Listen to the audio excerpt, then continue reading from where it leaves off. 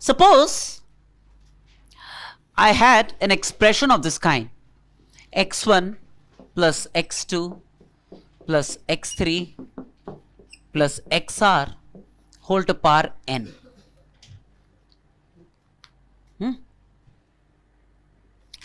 Okay, even before that, just realize one thing. If I had like a x1 plus x2 whole square, what it really is like a x1 squared plus 2x1 x2 plus x2 squared, right? Now when the coefficient of x1 squared is 1, it means that when I multiply x1 plus x2 with x1 plus x2, there is only one way in which x1 squared can appear, right? When I say coefficient of x1 x2 is 2, it means there are two ways x1 x2 will appear. You can see that x1 into x2 plus x2 into x1, right? And when the coefficient of x2 squared is 1, it means there is only one way in which x2 squared will appear. Yes or no? Not only that, realize that in x1 plus x2 whole squared, which is x1 plus x2 into x1 plus x2, each of the terms have one thing in common. The sum of the powers of x1 and x2 is 2 here. See, the power of x2 is 0, the power of x1 is 2. The power of x1 is 1, 1, 2. x2, 2, x1, 1. Sum of the powers of x1, x2 is 2. Yes or no? Right? Similarly, if you had like a x1 plus x2 whole cubed,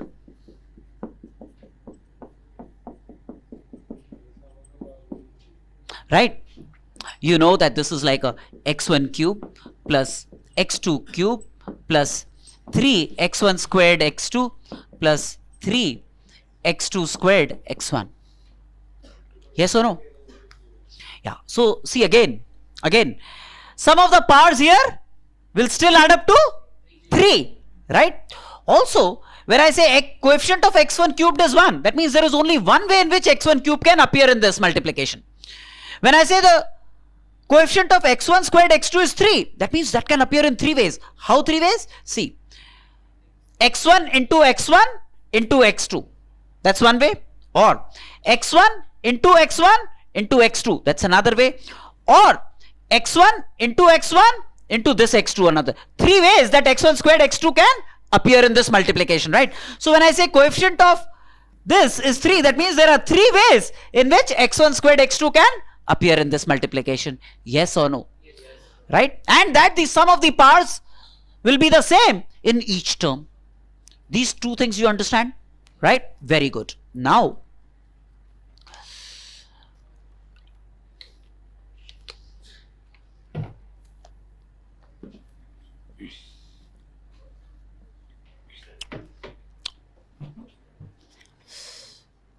look, this would be like a x1 plus x2 plus x3 plus xr into x1 plus x2 plus x3 plus xr, x1 plus x2 plus x3 plus xr.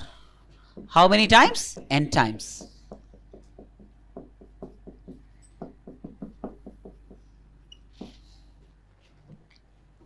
Yes or no? Now, a sample term, when you multiply this out, terms of the following kind will appear. On multiplying this out, the terms that will appear would be, say, some x1 to power alpha 1 into x2 to power alpha 2 into x3 to power alpha 3 into xr to power alpha r kind of terms will appear. And a term of this kind will appear a certain number of times, And the number of times a term of this kind will appear will be the coefficient C. Yes or no? When you multiply this out, terms of this kind will appear in the summation, right? Isn't it? Where C would be the coefficient of this term, which means the number of ways in which a term of this kind could appear. Right? So suppose there was a term of this kind. One thing, to get a term of this kind, all factors would have to be used up. There are n factors. In any of these terms, all factors are participating, right? So say, to get x1 to power alpha 1, I'll have to take alpha 1 of the factors first, giving me x1 to power alpha 1, into, and then let's say I'll take the next alpha 2 factors, each contributing x2, so x2 to power alpha 2, yes or no? And then the next alpha 3 factors, I source x3 from them, x3 into x3 into x3 to power alpha 3, yes or no? Nahi na? No. I'm saying, say x1 plus x2 plus xr, x1 plus x2 plus xr, x1 plus x2 plus xr, right? To get a term of this kind, for example, how would you get? I take x1 from here, I take x1 from here, then how many factors will I need to get x1 to power alpha 1? Alpha 1 factors, right? So it stops here. Then I start taking x2 from these, x2 from the next factor, x2, how many factors would I need? Then after that, alpha 2 factors. So first I have used one alpha 1 factors to source x1 to power alpha 1. Then the next alpha 2 factors will give me x2 into x2 into x2. That is going to give me x to the power alpha 2. And then alpha 3 factors after that into x3 into x3 into x3, etc. That's how I get a term of this kind. Therefore, to get x1 to power alpha 1, I've used up alpha 1 factors. And then to get x2 to power alpha 2, I've used another alpha 2 factors. How many factors are there in all? N factors in all, right? And realize that in order to get this, I must have used all the factors. That means alpha 1 plus alpha 2 plus alpha 3 plus alpha r must be n. Yes or no? Very good. So one thing for sure, if a term of this kind appears in this expansion, then what's guaranteed is that alpha 1 plus alpha 2 plus alpha r must be n. That's guaranteed. That's a must. Alpha 1 plus alpha 2 plus alpha r must be n. That's certain. Sum of the powers, see, in x1 plus x2 whole squared, sum of the powers was 2. In x1 plus x2 whole cube, the sum of the powers in each term was 3. Yes or no? Yes. Right. Now, this C would be the number of ways in which this could be obtained. Now, no one says that you have to select the first alpha 1 factors for x1 to power alpha 1. You can select any alpha 1 factors to get x1 to power alpha 1. And then from the remaining n minus alpha 1 factors, you have to select alpha 2 factors to get x to the power alpha 2, and then from the remaining n minus alpha 1 minus alpha 2 factors, you have to select alpha 3 factors to get x3 to power alpha 3. Yes or no? And that's a way, right? And the number of ways in which a term of this kind could be obtained will refer to the coefficient of this term. Yes or no? Yes, sir. Very good. Now,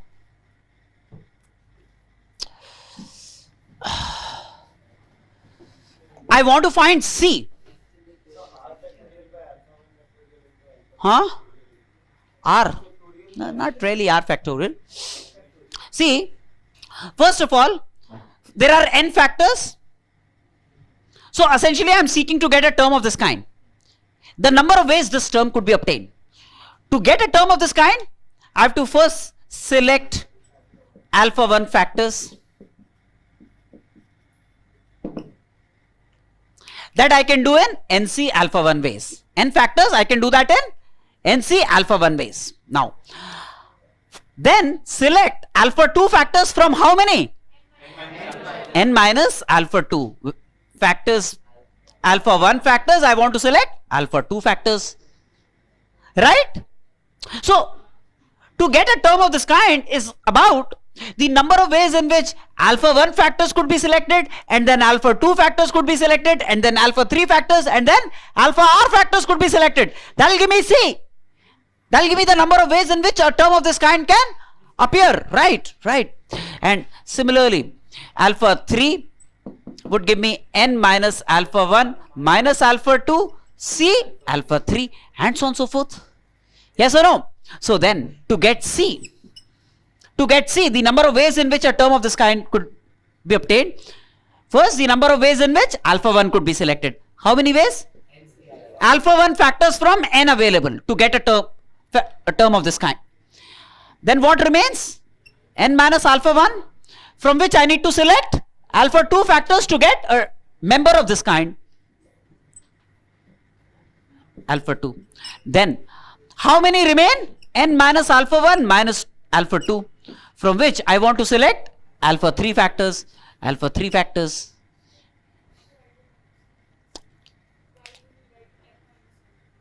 See, alpha 1 factors have been used up to get x1 to power alpha 1, right? So there were n factors in all. So if alpha 1 have been used up, now those factors can't be used to get x2, isn't it? See, if I have used this factor and this factor to get x1, then these x1 squared, can these two factors source a x2 for me again? That means the remaining factors will source a alpha 2 for me. So if alpha 1 factors have been sourced from n to get x1 to power alpha 1, then to get x2 to power alpha 2 have to come from the remaining n minus alpha 1 factors. So the alpha 2 factors to be selected from these in n minus alpha 1 C alpha 2 ways. Then after having used up alpha 1 and alpha 2 factors for x1 and x2, how many factors remain? N minus alpha 1 minus alpha 2, from where I need to select alpha 3 factors to get x3 to power alpha 3, right? And going this way, eventually I'll have 1 remaining. Realize that how a cancellation occurs here. This would be like n factorial by alpha 1 factorial into alpha 2 factorial into alpha 3 factorial into alpha r factorial is what this will turn out to be. The number of ways in which this kind of an x term could come up would be number of ways in which alpha 1 could be selected, and then number of ways in which alpha 2 could be selected, and then number of ways in which alpha 3 and alpha r and so on and so forth could be selected, will turn out to be n factorial by this. Confused kya? No, na? Got me, na?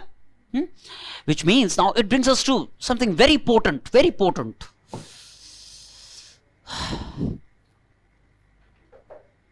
Can I wipe this off?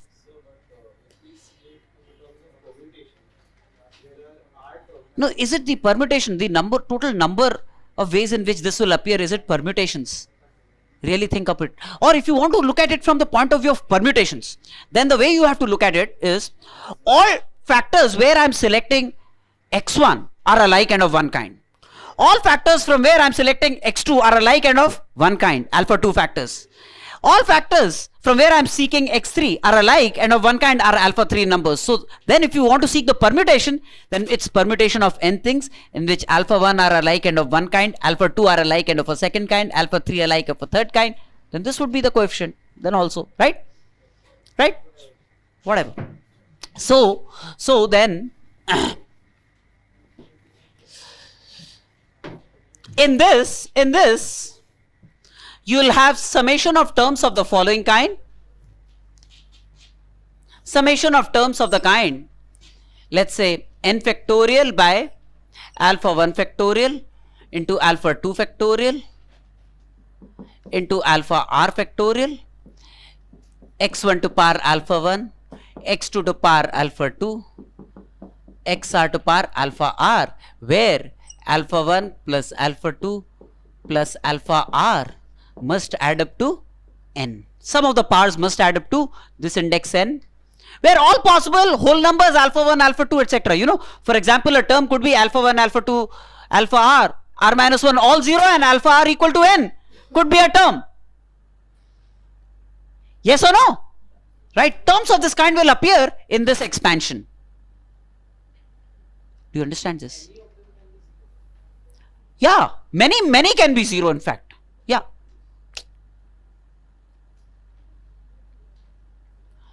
Each of these pairs, for example, alpha 1 can be 1, alpha 2 can be 2, alpha 3 can be 0, alpha 4 can be 0, alpha r can be say then n minus 3, and so on and so forth.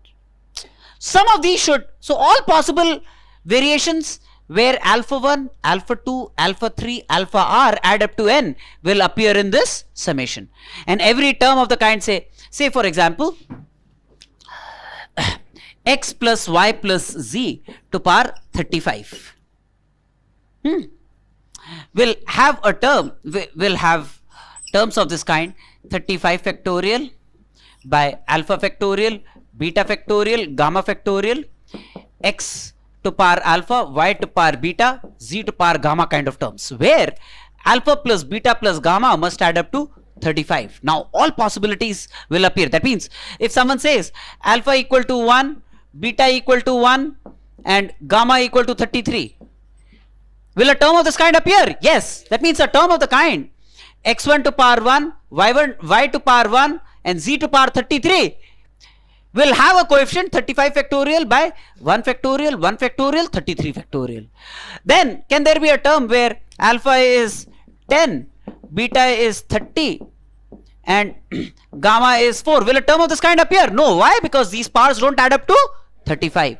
So all possible alpha, beta, gamma, whole numbers alpha, beta, gamma that add up to 35 will appear in this summation. Right? Do you actually understand this? Thank you so much. Now, sorry, you thought I'll stop here, but just a few more minutes. Can I wipe this off? Now, let me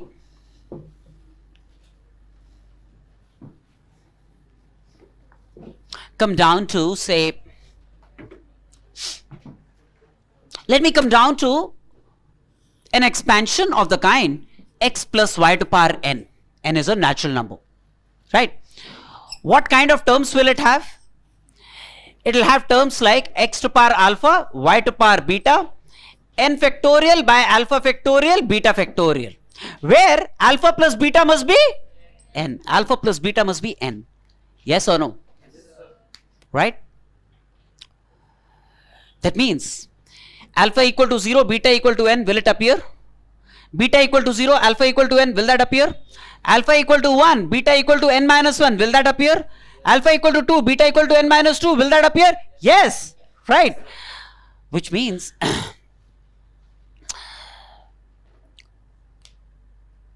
suppose beta equal to r, then alpha will be n minus r,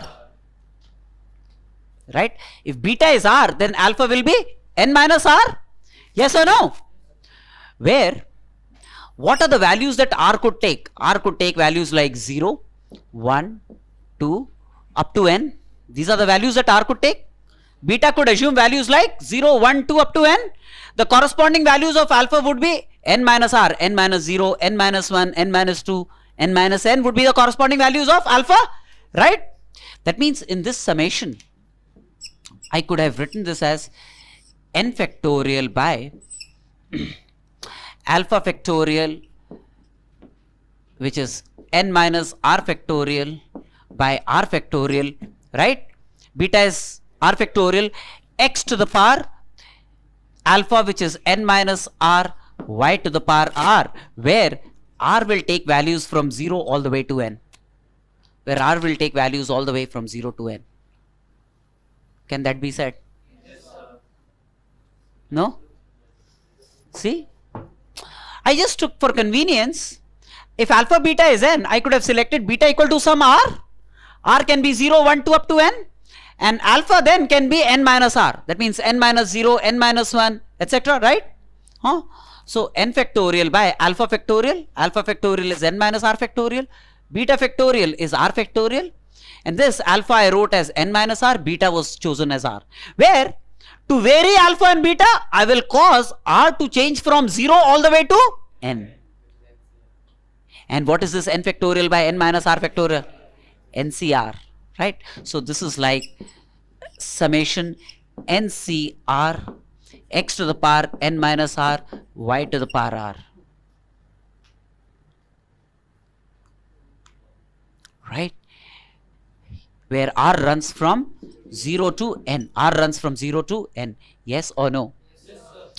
That means x plus y to the power n would be, if you put r equal to 0, it will be nc0 x to the power n y to power 0, plus put r equal to 1, nc1 x to power n minus 1 y to power 1, put r equal to 2, nc2 x to power n minus 2 y 2. Going this way, put r equal to n, ncn x to power n minus n x power 0 y to power n. Sum of the powers of x and y will add up to n in all these cases. This actually is binomial theorem.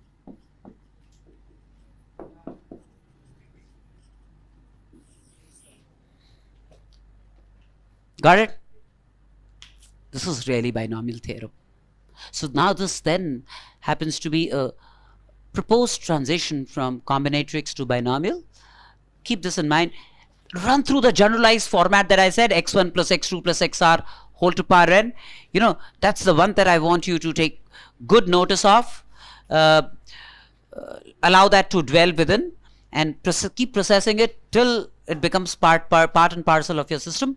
A special case of that generalized x1 plus x2 plus xr whole to power n is this, when there are only two terms, x1, this is x1, this is x2, finish. And we happen to then very safely and if hope effectively moving into the direction of binomial theorem. I hope you are fine with these ideas, right?